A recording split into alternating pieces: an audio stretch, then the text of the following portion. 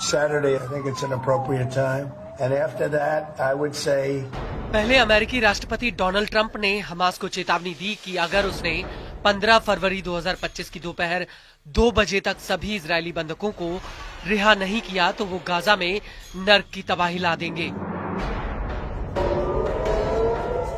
और ट्रंप के इस बयान के बाद पीएम नेतन्याहू ने भी हमास को चेतावनी दे दी है कि अगर उसने सभी बंधकों को तय समय पर नहीं छोड़ा तो इजरायली सेना गाजा पर फिर से हमला कर देगी। Saturday at 12 o'clock, I think it's an appropriate time. लेकिन इस सबके बीच इजरायल से करीब 2000 किलोमीटर की दूरी पर बैठा यमन का हूती पिछले कई दिनों से शांत है। दरअसल गाजा में युद्ध विराम की घोषणा के बाद हूती ने इजरायल और लाल सागर में हमले रोक दिए थे। वो हूती ही था जो 7 अक्टूबर 2023 के हमले के बाद हमास के रक्षा कवच के रूप में सामने आया था। उस वक्त हूती ने लाल सागर में हमले शुरू कर दिए थे और देखते ही देखते हूती तेल अवीव तक चला आया था। हूती की मिसाइलों और ड्रोन ने इजरायल के अलग अलग हिस्सों में खूब तबाही मचाई थी।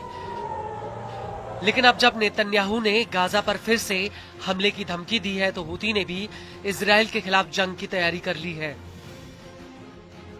दरअसल हूती ने साफ कर दिया है कि अगर आईडीएफ ने फिर से गाजा में हमले की जरूरत की तो वो इजरायल के ऊपर बैलिस्टिक मिसाइलों से हमले शुरू कर देगा। हूती के मुखिया सैयद अब्दुल मलिक अल हूती ने 2 टूक कह दिया कि इजरायल फिर से गाजा में जंग छेड़ने के बारे में सोचे भी ना।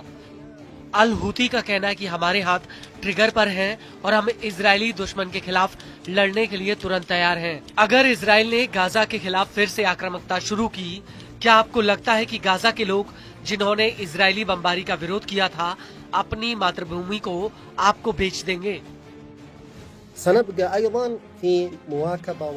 अल हूती का कहना है कि अगर गाजा में फिर से युद्ध शुरू हुआ तो हम किसी भी वक्त सैन्य हस्तक्षेप के लिए तैयार हैं।